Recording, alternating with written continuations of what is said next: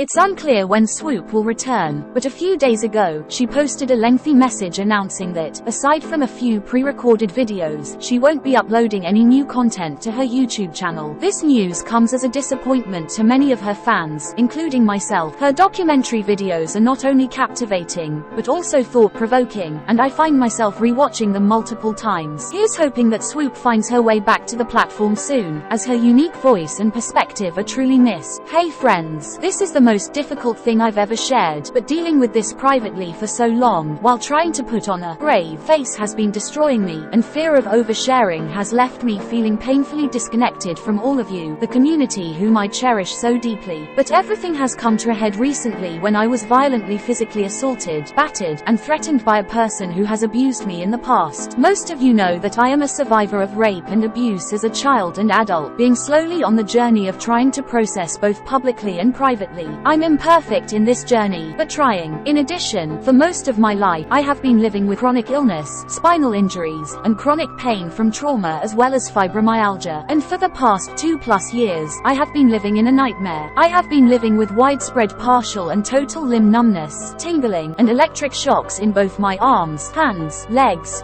and feet, as well as deep spasms. At times it's excruciating and would intensify without warning. It has left me with extended periods where I can't feel parts of my body at all, while other times my body is on fire. A team of doctors had put on the MS protocol, meaning my doctor, who has multiple sclerosis, has been evaluating me for MS. At this time I have not been officially diagnosed, while being told they cannot rule it out, and to expect a long process. In addition, after endless MRIs and painful procedures, my doctor found white spots within my spine. I was told they had only seen this once before, where what appeared to be lesions were tumors, and they have me regularly testing for cancer, indefinitely. I do not have answers yet. This has caused depression and a level of anxiety that has felt too much to handle, so I've buried it deep and kept it private, even from many close to me. On top of this, I was recently physically battered by a person who had abused me previously. I was trying to escape being cornered in a room when I was attacked from behind and tried to defend myself, but it wasn't enough. As a result, I am struggling with an immense amount of physical trauma, and mentally I'm just a shell of myself. I'm so embarrassed that after telling so many, "It's not your fault," I still can't tell myself. I am neurodivergent and get stuck in brain loop, where I spiral into self-harm and feelings of uncontrollable dread and worthlessness. I've tried my best to combat the loops by throwing myself into my work, even when I could hardly feel my own hands, and am left feeling massive guilt if my work feels incomplete, sloppy, out of touch, or disconnected. I tried taking on projects that became too triggering and had to walk away, riddled with shame that I might be letting anyone down for not covering a story. Everything about what I'm going through has shifted my perception of stories and how I cover them, trying to introduce more perspectives you may or may not have noticed, and I hope to continue to develop and find more eloquent and inclusive ways to do so. Petty has always been my coping mechanism to mask my pain, but now I wish to focus more on perspective. I have sat down countless times to film a video about my trauma, and may try to post one, the way I used to with our community. I have been keeping things private out of fear that people would think I'm trauma dumping, or asking for sympathy. I've realized that is an irrational fear and trauma response, because, like so many other survivors, I have been conditioned to feel guilty for sharing, or like I'm just looking for attention. If that's how someone interprets me, that's okay, but holding this has only made the darkness deeper. I no longer want to be an example of suffering in silence, in hopes someone else might feel seen. I am also working to take some time away to find healing. I have several previous videos already in production from a while ago, and contractual obligations I can't cancel, so I'll likely have someone upload them for me, so that I can try to breathe for once, and you're not without the content you generously spend your time with. I don't know how much time I will or won't take, but it's a start. Thank you for your openness to hearing my story. I'm broken, but still here. I feel like I've been fighting for my life, and this is not a battle I want to lose. Love you all.